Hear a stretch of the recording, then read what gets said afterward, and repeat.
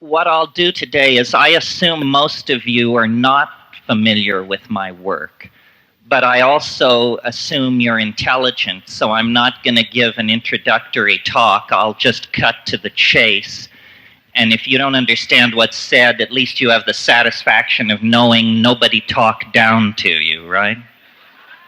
Okay. It's very hard to know where exactly to slice into this pie. I mean, I am an advocate of the psychedelic experience for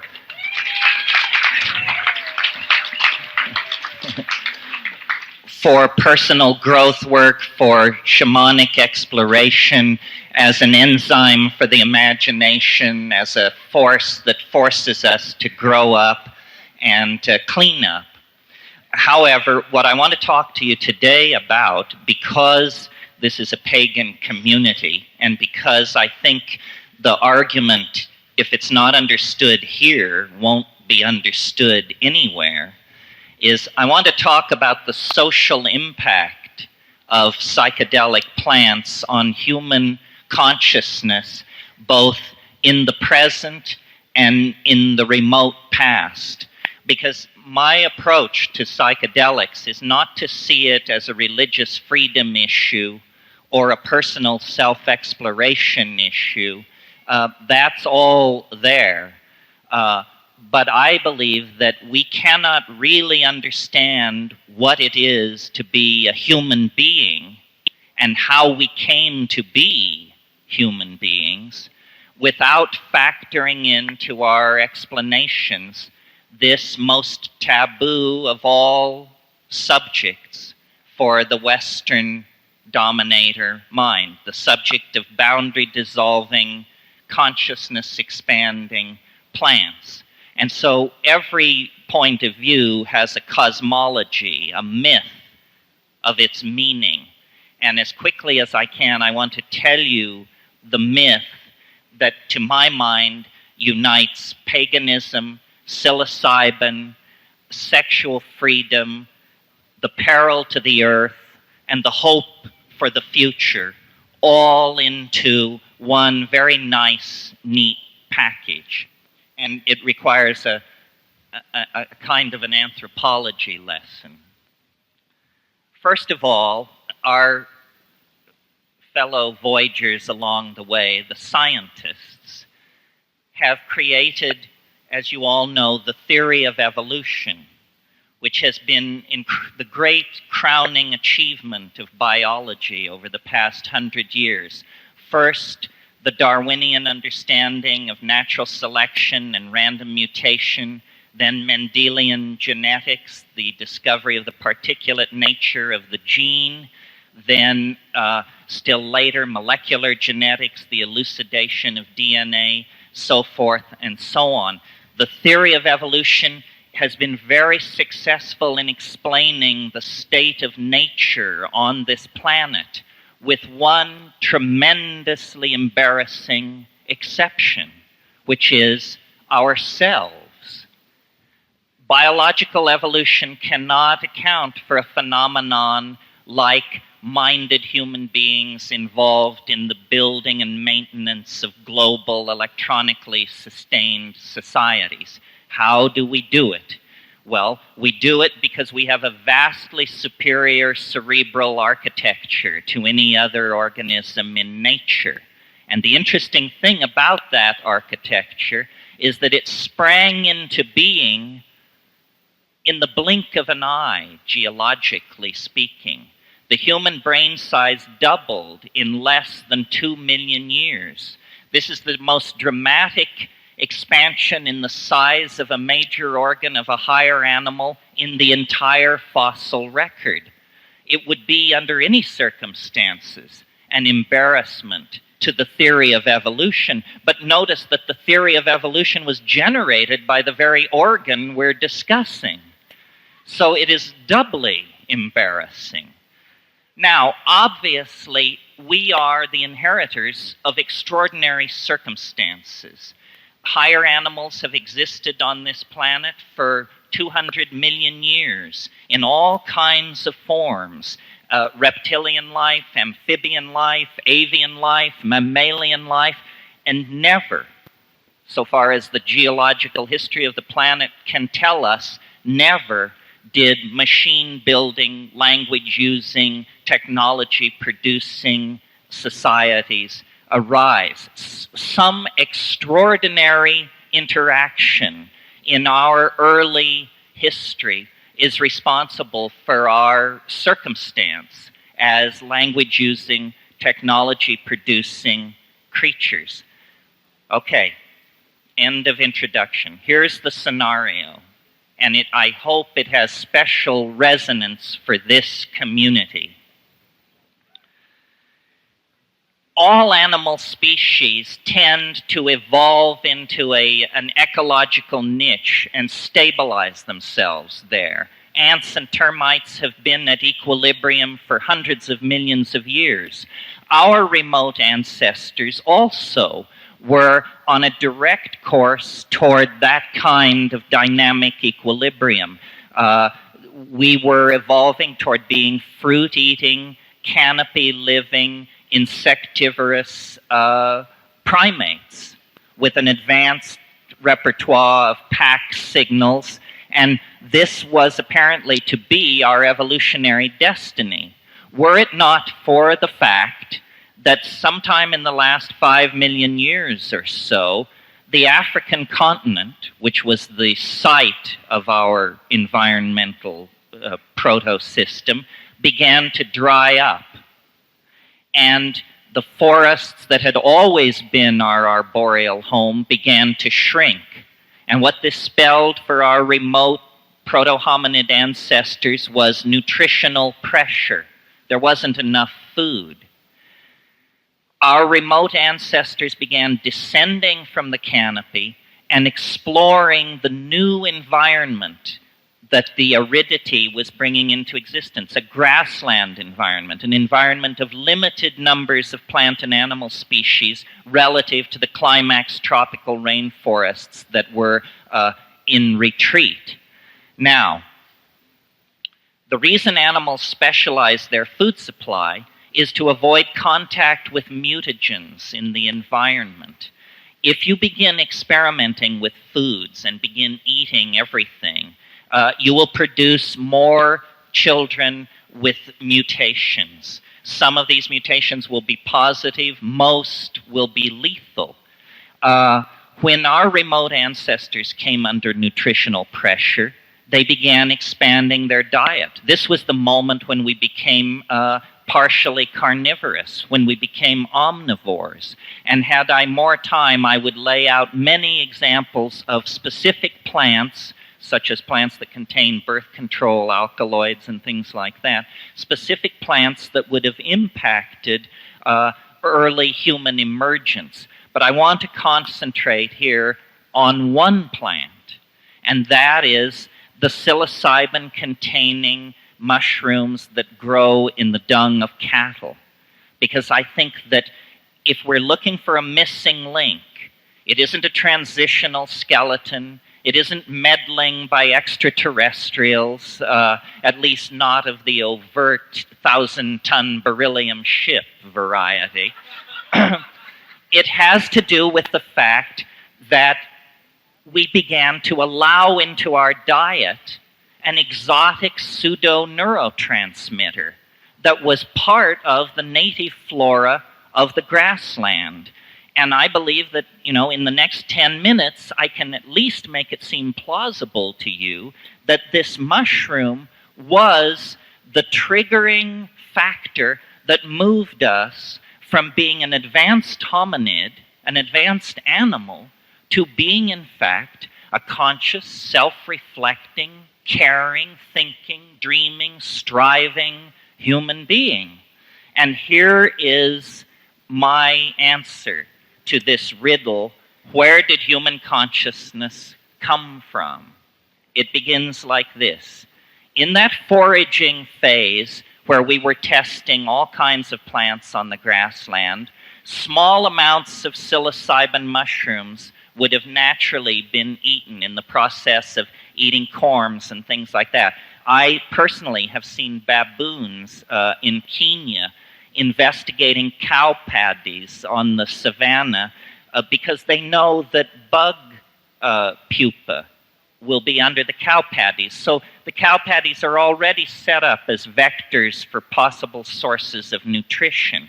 So there is no question that these proto-hominids would have eaten psilocybin in small amounts. And by small amounts, I mean amounts so small that if you were to eat that much, you would feel nothing. But this dose level has been studied, and it causes increased acuity of vision. You can actually give people small amounts of psilocybin and then give them eye tests, and they do better if they're slightly intoxicated than if they are not. The guy who proved this, the Viennese psychologist Roland Fischer, when he described these experiments to me, he said, "And so you see, my young friend, here we have a case where the use of drugs actually introduces us to a more true vision of reality than if we have avoided the drug."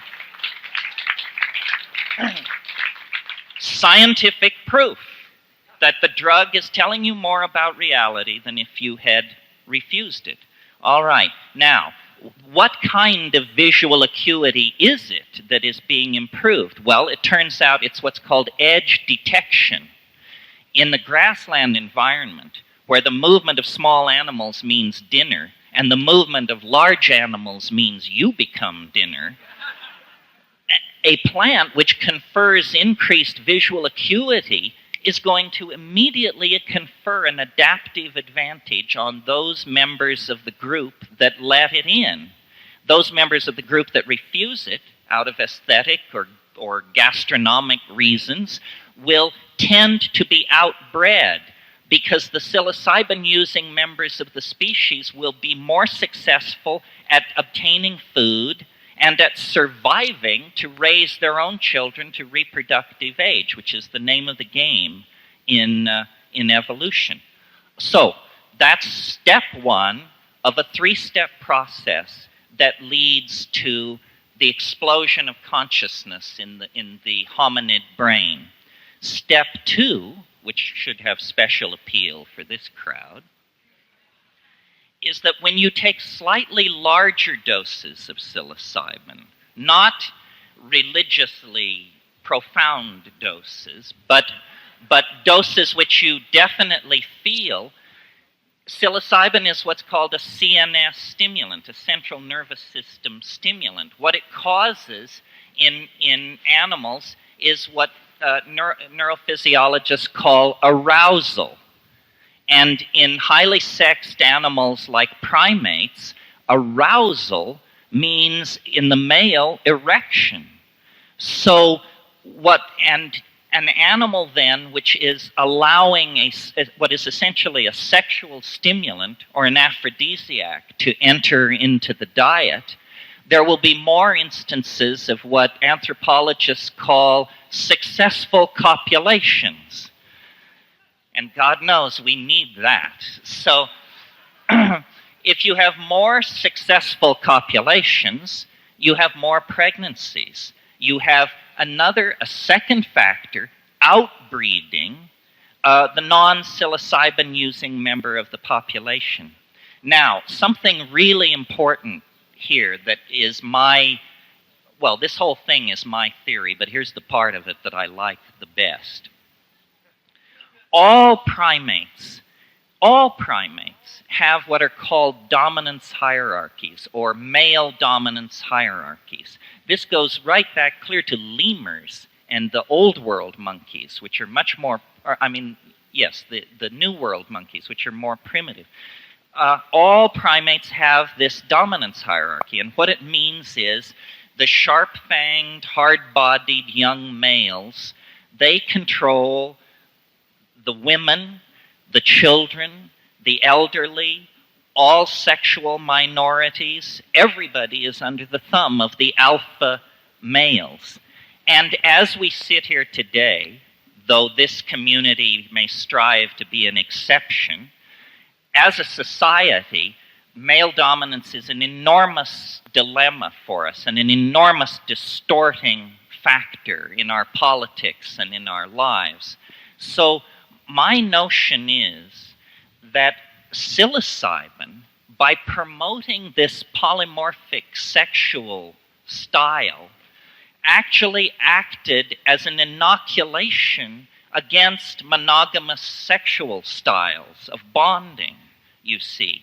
And it isn't that the monogamous style, the dominator style, disappeared. It was simply medicated out of existence for perhaps 100,000 years. It was medicated out of existence. Now, and what it promoted, this arousal, this psilocybin taking around the African campfires by these primitive nomadic pastoralists, what the social change that came with it was an orgiastic sexual style, a style where everybody would get loaded around the campfire and then hump in an enormous writhing heap. Now, yes,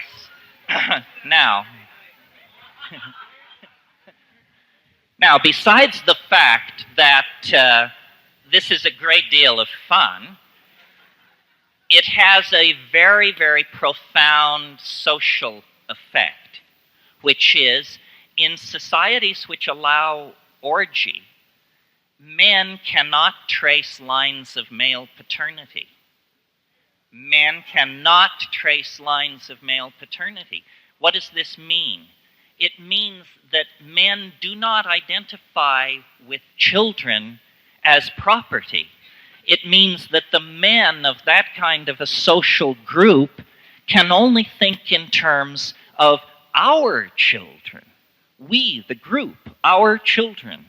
And it creates an immensely cohesive social glue that I believe held these societies together for millennia. And I believe that during this period of pharmacological suppression of male dominance, we became human beings.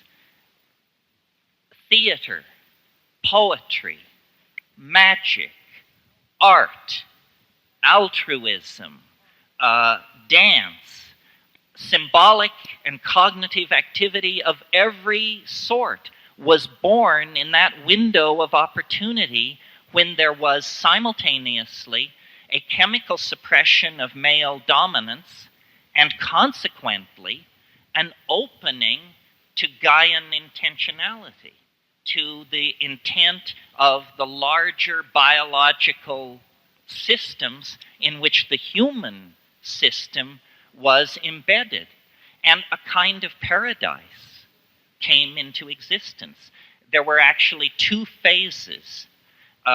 One from about 40 to 30,000 years ago in the interglacial. And in that early phase, human beings, cattle, and mushrooms were sort of all swirling together there on the African grassland in contact, but not yet a coherent triad.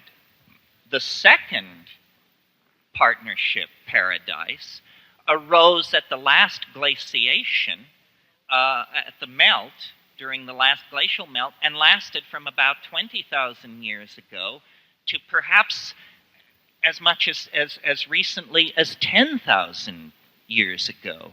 And it was in that later phase that the Magdalenian explosion occurred and the social forms were put in place that Hellenistic paganism was looking back at with a nostalgic and barely cognizable memory. There was an old memory of a kind of paganism that was old 5,000 years before Eleusis laid its cornerstone. I wrote a book called The Archaic Revival, in which I tried to say that the entire cultural impulse of the 20th century, beginning with Freud and Jung discovering the unconscious, beginning with Picasso dragging back primitive West African masks to Paris and inserting them into his paintings, Dada, pataphysics, jazz, abstract expressionism, even phenomena like National Socialism. All of these various impulses in the 20th century, some positive, some negative, all have a common theme: archaism. Archaism, a nostalgia for a state before history. And as this tendency, this nostalgia, has been sorted out over the last 100 years by generations of scholars, beginning with Freud and Jung and Blavatsky and Crowley, and then coming up through all the folklorists and deconstructionists. As this thing has been teased apart, it has become clearer and clearer that the paradigmatic figure in any archetypal revival is the maker of magic, the shaman, the wizard, the seeress, the person who is in control with invisible forces. And as I have lived my life and explored these things for a long time, I've come to the conclusion that the shaman, without the hallucinogenic plants, is well on the way to becoming priest or priestess, well on the way to being downloaded into a fixed canon, a moral vision, a societal religious structure, which is not what shamanism is about. It's about Discordian ecstasy. It's about the felt presence of immediate experience in the absence of theory. That's what it's about. So and then I want to go back to our little process. We've now covered step one: better vision through mushroom taking leads to better diets and healthier children. Bigger doses lead to an end to monogamy, a dissolution of pair bonding, and a replacement of monogamous anxiety with polymorphic amorousness, or whatever you want to call it. Then, that's only the second step. The third step is when you double the polyamorous dose, and now hunting is out of the question, and even fucking is out of the question, because you are nailed to the ground somewhere off at the edge of the firelight, wrestling with a mystery so profound, so bizarre, that even as we sit here with Husserl and Heidegger and Heisenberg and all these clowns under our belts, it is still absolutely mysterious, appalling, challenging, boundary dissolving, and unavoidably ecstatic. It is the living mystery. And I don't know how many of them there are in the world, but for my money, there only has to be one to rescue the entire concept from, the dirty claws of the reductionists, the materialists, the Christers, the nothing butters, the merely this and the simply thaters.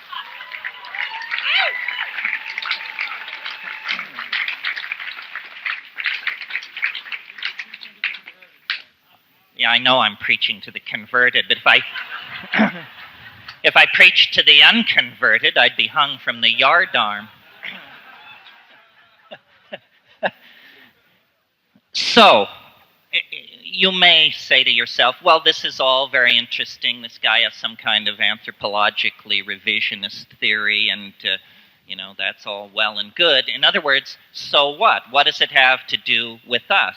Well, what it has to do with us is we are in a state of enormous dysfunctional anxiety as a result of the fall into history, which has caused us to have to compromise our sensuality, our connection to the Gaian goddess, our polymorphic sexuality. All of these things have been poured into a new set of social institutions that derive essentially from the invention of agriculture, which is where I think the shit hit the fan. I mean, I'm fairly radical on that.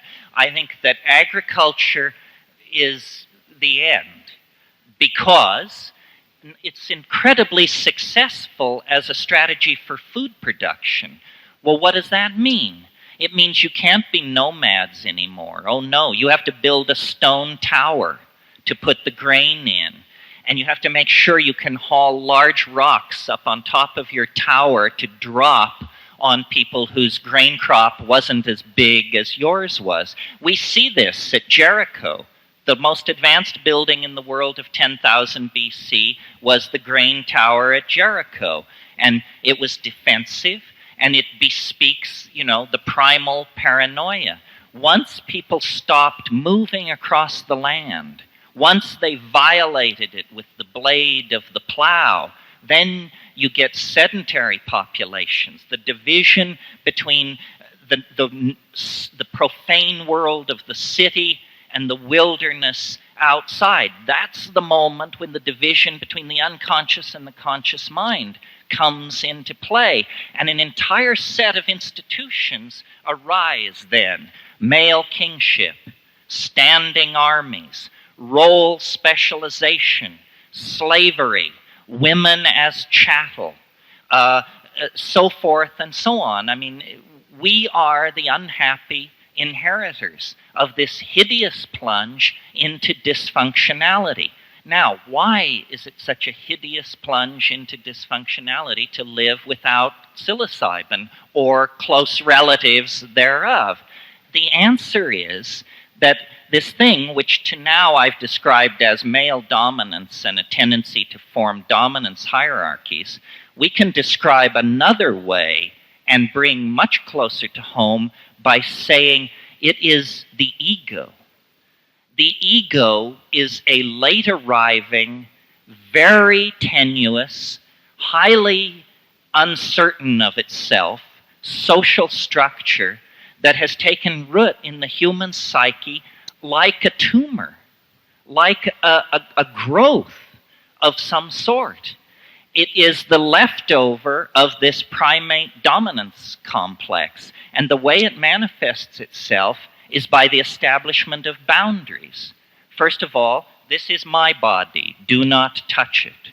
Second of all, these are my weapons and agricultural tools, do not touch them.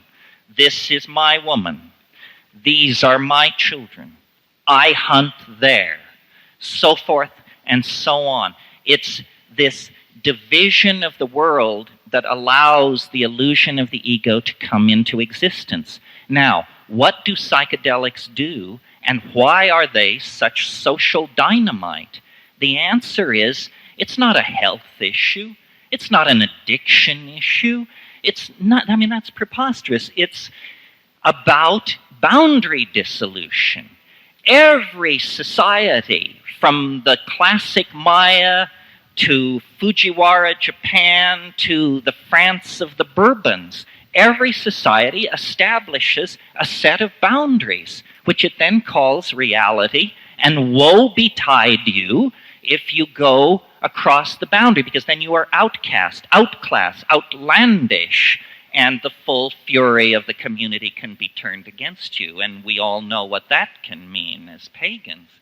So I believe that the ego is a dysfunctional psychic invader, and that it will continue to strengthen and perpetuate itself as long as we do not institute, either as groups or within our relationships or as individuals, a regular ritual encounter with the forces which dissolve these boundaries. And the only force I know that works are these plants.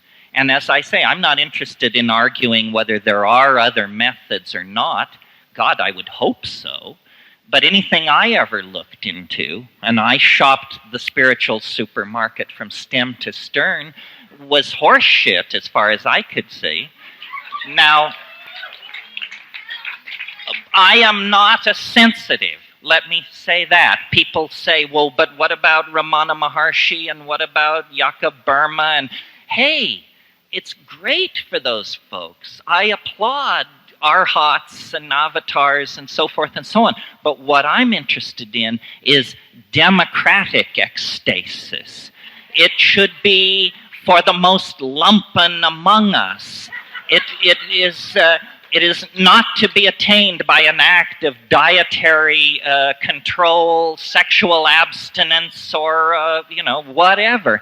It should be. It is a human birthright. It is a human birthright to touch the incorporeal body of the goddess. It isn't something.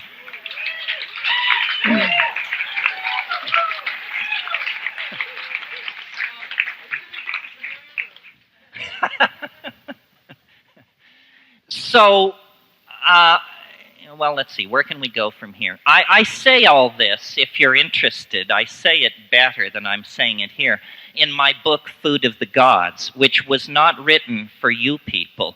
It's an argument for people who do not know a great deal about drugs, may never have taken drugs, but through some miracle have managed to maintain an open mind. And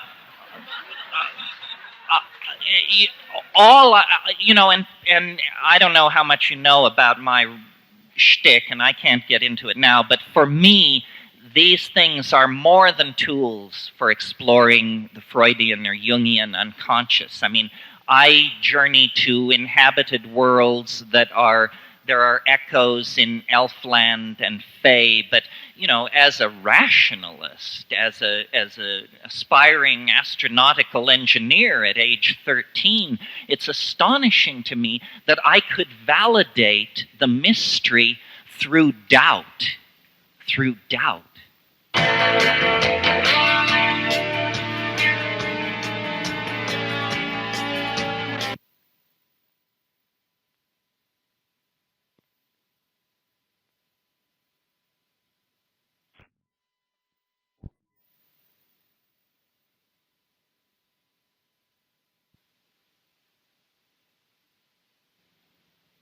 The truth does not require your belief. The truth is real. You can beat it on the ground, you can rip it apart, you can look inside it. Nobody needs to guard the truth from inspection. Nobody needs to tell you that, you can't look behind the stage. And so my motivation is to try to, number one, bring people to the realization that the spiritual path, if you want to think of it that way, that is a real thing, and it will carry you to the real thing. All spiritual disciplines that I know, except for psychedelics, put a great deal of emphasis on putting the pedal to the metal. Push, push, push, meditate, make offerings, do mantrayana, do pranayama, do puja, push, push, push. With psychedelics, suddenly there's a very deep interest in, and where are the brakes? You see? You're no longer pushing. Once you get to the psychedelics, seeking is an attitude which ill becomes you. You have found it. You have found it. Now, what in the hell are you going to do with it? And this is a great dilemma for anyone who goes into this. I mean, I am, as I see myself, I'm a preacher in the marketplace. But I know, and I'm sure most of you know, that I could walk out of here, you could walk out of here, and you could go as far as your courage would carry you. There is no barrier. There are no more barriers. You can go as far as your fucking courage will carry you. And at that point, you have to ask the question, do I want to be the mad monk of Cold Mountain? Do I want the villagers down in the valley to say, oh yes, we see him occasionally up in the mist, naked, flying with the eagles? Because you can be that person. You don't have to go back to your job as ad exec, stockbroker, or whatever it is.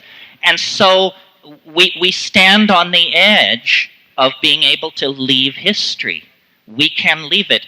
We tend to forget, because our lives are so brief, that what we call the psychedelic experience is very, very new on the plate of Western occultism and science. I mean, hashish did not make great inroads into medieval Europe. That all came later in the 18th and 19th century. Chloroform, ether, these things don't cut it. Mescaline was synthesized for the first time in 1888. These things had to compete with many other interesting areas of scientific exploration in the 20th century. We have not come to terms with what they mean and what they are. And it's a curious area, because the counterculture, whatever that may mean, knows a great deal more about this than science. I mean, science does not explore this area because it senses enormous danger for its ontological machinery. It probably couldn't survive the encounter, and therefore it's just said, well, it's psychology, it's marginal, it's fleeting, it's non-irreproducible, and so forth and so on. This is all nonsense. You can, by unplugging the telephone, by fasting for 6 hours, and by taking 5 dried grams of Stropharia cubensis in silent darkness, you can go up to the great simulacra of human explorers, Hypatia, Maria, Newton, Da Vinci. You can take that ride. I have the feeling that when we go into those psychedelic spaces, we not only see things no one has ever seen before, we see things no one will ever, ever see again. Okay, one last thought I want to put out, and then I'll try for some questions. I have a sort of a rational mind, in that I like things to make sense. I don't mean experimental sense, but I mean if you can build a verbal metaphor to get from one thing to another, then you understand it much better. And so the magical dimension is real. It isn't psychological. It isn't based on the strength of will. It's as real as Mars in its orbit. I mean, there's real estate out there, folks. It's that real. And so then the question becomes how to vivify it. And the answer is by creating a consensus in language, by having it made illegal. It's like where sex was with the Victorians. Everybody was inventing the wheel over and over again. What we have to do is begin to build a consensus about this realm. And, this may be heresy in a community as oriented toward tradition as this one seems to be. And the generally pleasant position to take is that everybody has a piece of the action. The Hasids know something, the Buddhists know something, the Book of Mormon, there's something there. The mushroom was incredibly ungenerous on this point. It said nobody knows jack shit about what is going on. So it is for you, with your body as laboratory and your mind as worker in that laboratory, to find the way to reflux the alchemical gold. The only experience which counts is your own experience. Everything else is somehow handed down through social structures and political structures. It's irrelevant. If flying saucers were to land on the south lawn of the White House tomorrow, it would not matter to you as much as smoking DMT would if you did that tonight, because that's your experience, your conviction. you see. And I believe that the rebirth of paganism, the rebirth of archaism, the rebirth of psychedelic shamanism is coming at this moment because we are going to be involved in a historical meltdown, which will be the equivalent of a species-deep shamanic crisis, in which, as a collectivity, we are going to have to make the journey to the well of worlds and recover and cleanse the collective soul of humanity. We have lost touch with our moral compass because we have lost touch with the Gaian mind. And this is not a metaphor. If you take these neurotransmitters, these exopheromones that connect you up with the natural environment, the Gaian intent becomes known. It's an act of feeling. If we could feel what we are doing, we would stop doing it. But we live in a realm of abstraction, excuses, incredible wealth, incredible levels of pampering and softness lie between us, the upper 5% of the intellectual and material elite on the planet, and the problems. I mean, how many of us have been to Bosnia or Rwanda or Somalia? These things are only images on a dehumanizing screen. If we could feel what we are doing, we would awaken to the mystery of each other and to the mystery of the historical process of recovering what was lost. We don't need this material civilization. We don't need 5 billion people on this planet. We have to think very, very radically about how we are going to change ourselves, or we're not going to make the cut. And orthodoxy is utterly and completely bankrupt. All it can do is suppress. They suppress, they suppress, they suppress. But there's only one argument that will forgive suppression: deliverance. And they can't give us deliverance. All they can give us is the Menendez trial, OJ, Baby M, the skaters, Klaus von Bülow. Horseshit, horseshit, horseshit. We are locked inside a nightmare of contaminated and toxic imagery that is designed to disempower you and make it impossible for you to think straight. And the way out is straight back to the reality of the vegetable gnosis. It is there. It has always been there.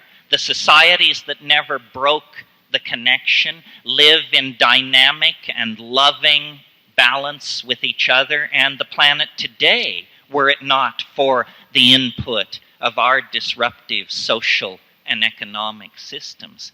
So I talk to all kinds of people who I see as part of my community, but it stretches from virtual reality to the radical gay movement, to the house movement, to the pagan movement, to the younger molecular pharmacologists, to the radical art historians and psychotherapists.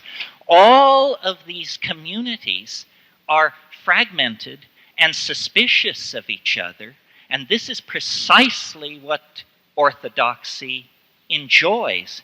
If all of these countercultural impulses could make common cause, we would probably discover that we're 65 to 70% of the population.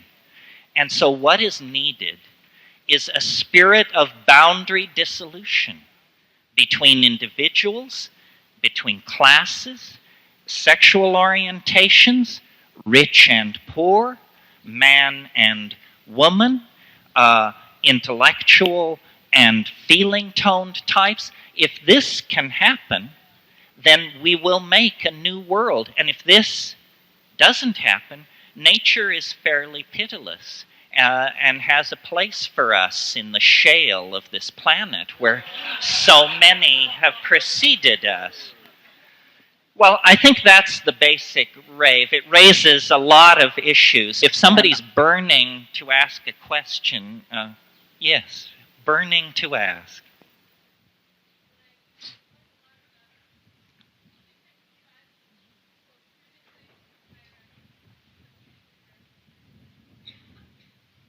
Well, I think that it's very hard to find pristine, quote, pseudo-Paleolithic or pseudo-Neolithic culture. Even the Amazon, where I've spent a lot of time, tribes that were nomadic at the time of contact are now agriculturalists, simply because missionary medicine has swollen Aboriginal populations to the point where they can't be nomads as they used to be. So you're right, there are some psychedelic using cultures that are pretty unappealing, although actually I can only think of one that I find politically very unappealing, and I don't want to knock them because I haven't lived with them, so I may be misled. But I think that it's not simply to take psychedelics, but it's also to decondition oneself to the notion of ego and all the concepts which constellate around that, such as place, property, ownership, and stability. You see, the idea that we have inherited from Western religion and science is the idea that things should be stable. This is a very male-dominant notion, the wish for stability, eternity, when in fact the message life hands you over and over again is nothing lasts. Nothing lasts. Not what you love, not what you hate, not your enemies, your friends, not even your dear, dear self. Nothing lasts. And the ego goes mad in the presence of that truth. It can't swallow it. And so we have anxiety of death, need to dominate people, need to possess property, terror of illness, resentment of fate, because we are not in the flow. And I think what these psychedelics do is they put you very much in the here and now. And it's nothing more than that. I mean, obviously, I'm an egghead and an abstract thinker, and I hope to make my reputation in mathematics. But feeling is the primary validator of existence. I mean, if you don't know that, you've got to go back to square one. And these things empower feeling. They are catalysts for the imagination. I mean, you may not like what psychedelics do to you. They may terrify you. But if it terrifies you, then surely it must have catalyzed your imagination, or you wouldn't have known that terror.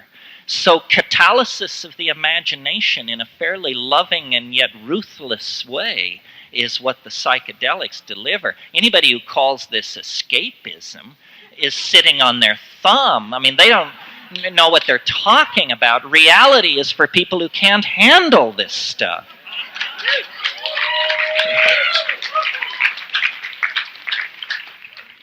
I do want to say one thing. It almost slipped my mind, and for those of you who have your hands up, I apologize, but I think this needs to be said, and I don't know how many of you know it, but this comes under the, this is a news flash, folks. We interrupt this program to bring you a special announcement. A new psychoactive substance has been discovered. A very powerful psychoactive substance, the most powerful since the discovery of LSD, a substance so powerful that 300 micrograms is the dose. That means 1 gram will dose 7,000 people. This compound comes from a plant. The plant is, and I hope you're paying attention, the plant is legal. The compound is legal. You can possess it. You can manufacture it. You can transport it across borders. You can give it away, you can sell it, and you can do it on stage. And it comes from a plant. And the plant is also available. And I want to tell you about this because okay. No shoving, no shoving. All right, not to keep you in suspense any longer, the plant is Salvia divinorum. Salvia divinorum, which some of you who are real mavens of this stuff know it. It's been in the books for 30 years. The problem was nobody knew how to get off. And so it was always carried in these lists as suspect hallucinogen. The thing is, any scientist confronted with a plant where somebody says it's a hallucinogen will test to see if it's an alkaloid. All hallucinogens, almost all, are alkaloids. So Salvia divinorum, negative for alkaloids. Doesn't matter. It has a new, unknown compound in it, now known, salvorine alpha. And the interesting thing about salvorine alpha is we have in this country what's called a structural near relatives or cogener law, which says if a compound is a structural near relative, isomer, enantiomer, or stereoisomer of an illegal compound, then it too can be made illegal. Salvia divinorum doesn't fit this description. That means that in order to make this stuff illegal, the government will have to present medical data showing there is something wrong with it. And at this stage, nobody on Earth knows the real pharmacological parameters of this compound. So here's the deal. You can grow this plant in a window box, in your apartment, in your backyard. It looks like Joe Plant. There is nothing particularly distinguishing about this plant. And if you have 3 or 4 cuttings, in 6 or 7 months you will have more than you know what to do with. And then I'll just describe how I do it. I'm slightly chicken shit to do the pure compound, which, by the way, you do 300 micrograms. Understand that what that looks like is a grain of salt. A small grain of salt is a human effective dose. It comes on so fast that you have no impression of it coming on at all.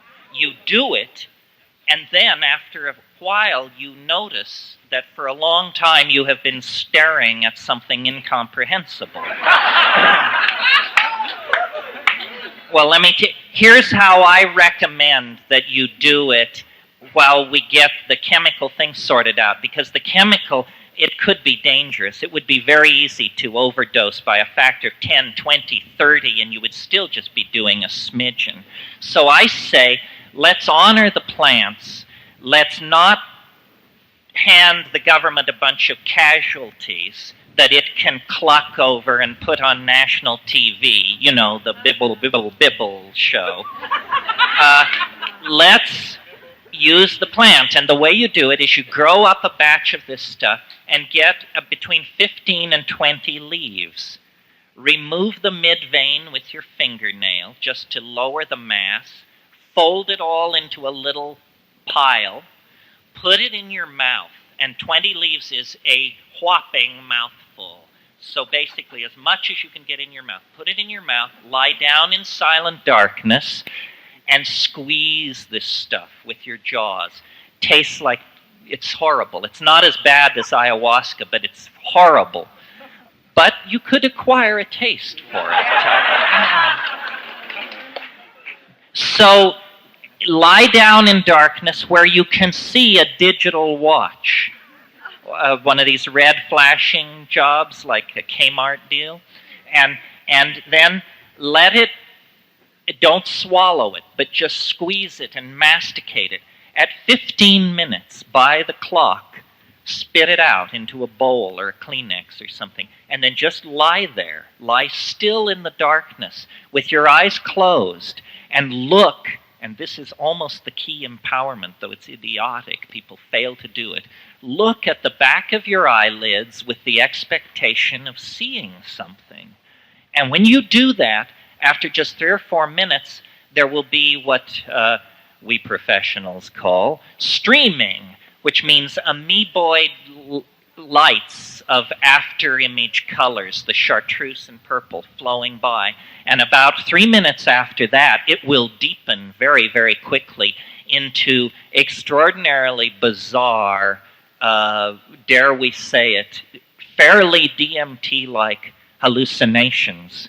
And it builds fast. I mean, so fast that there is this wonderful moment in it where you actually know real fear, which shows you that it's working. I mean, I really believe if you take a psychedelic and you're not afraid you did too much, you didn't do enough.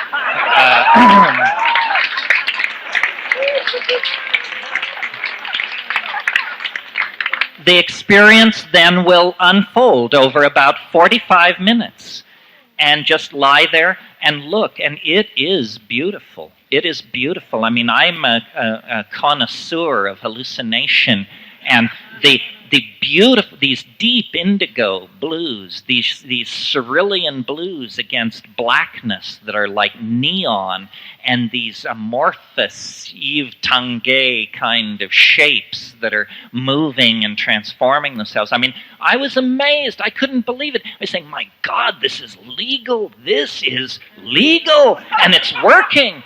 It's working.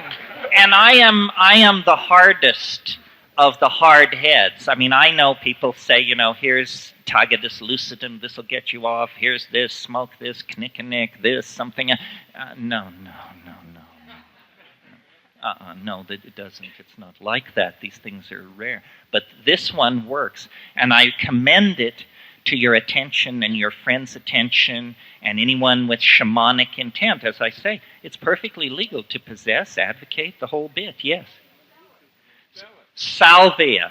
It's in the genus Salvia. That's the mint family. Sacred to pagans for millennia. Salvia, S-A-L-V-I-A. And then Divinorum, D-I-V-I-N-O-R-U-M. The diviner's mint. Well, yes, let me say something about this that's very interesting. Pardon me? Well, that's what I was going to talk about. It's native from Mexico, so it has no common name in English. In Spanish, it has a very interesting common name. It's called Ojos de la Pastora. Now, the eyes of the shepherdess. What a strange name. Think about it for a moment. First of all, notice that in Christian iconography, there are no shepherdesses. Period. Not one. We got shepherds. You got your shepherds there, Christmas night. Shepherdess? No. So it's called Ojos de la Pastora. Well, then the anthropologist who studied this, Brett Blosser, to whom we all owe a great debt, hail Brett,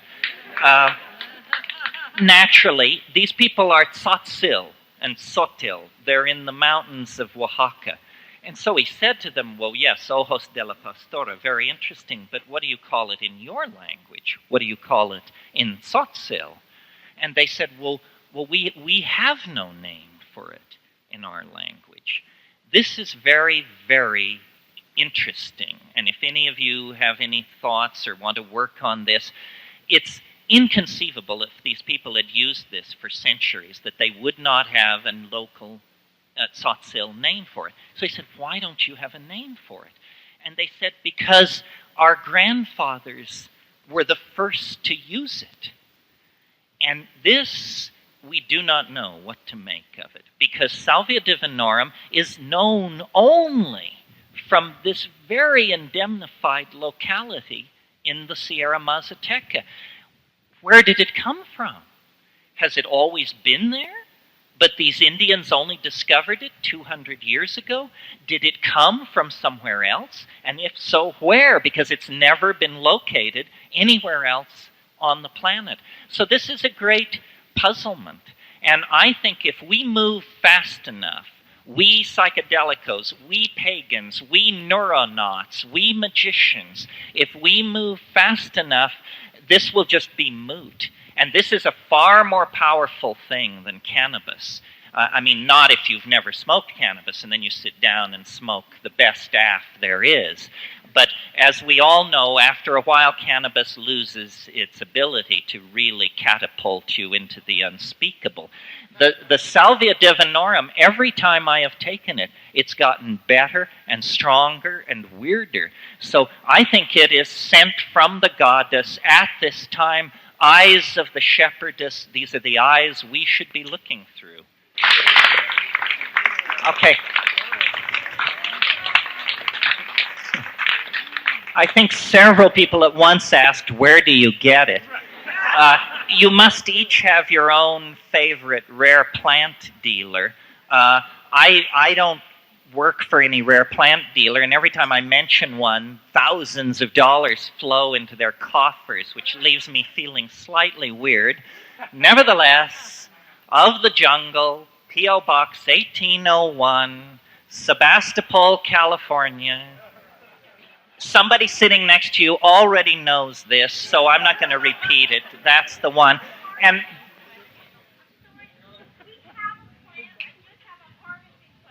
a harvesting question.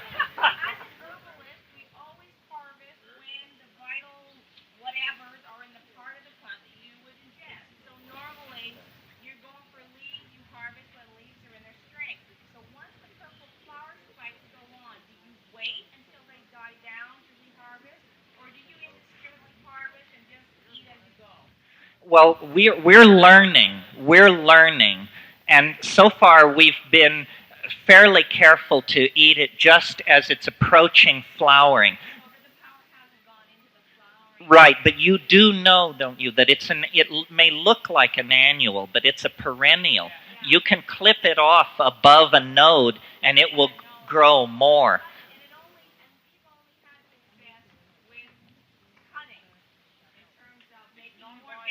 Yeah, no, seed is a pain. Try and do it with cuttings. That's about all I can say about him. All right, I'm going to knock off. Thank you very much.